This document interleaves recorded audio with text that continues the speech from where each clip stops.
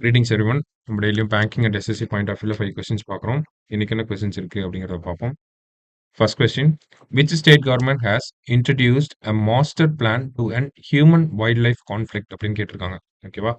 So யார் human wild life கான்ஃப்ளிக்டை என் பண்றதுக்காக ஒரு பிளான் என்னன்னா ஏஐ பேஸ்டில் ஃபென்சிங் இருக்கணும்.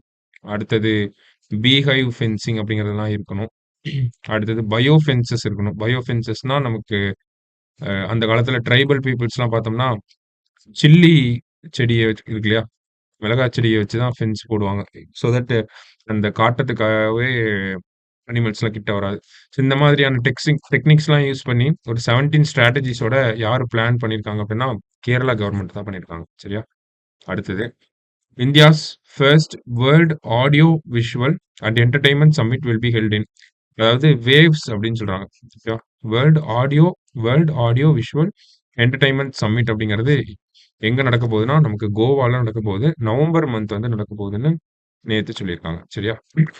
அடுத்தது, the world population prospects report is launched by United Nations department of economic and social affairs. எப்பயுமே இந்த பாப்புலேஷன் டேக்கு அப்புறம் இந்த ரிப்போர்ட் வந்து வரும். சரிங்களா? ஸோ இதுபடி பார்க்குறப்ப குளோபல் ஃபெர்டிலிட்டி ரேட் அப்படிங்கிறது 2.25ல இருக்கு. வேர்ல்டோட பாப்புலேஷன் மிட் 2080ஸ்ல வந்து 10 பில்லியனை கிராஸ் பண்ணும் அப்படிங்கிறதெல்லாம் இந்த ரிப்போர்ட்ல இருந்து நமக்கு கொடுத்துருக்காங்க. சரியா?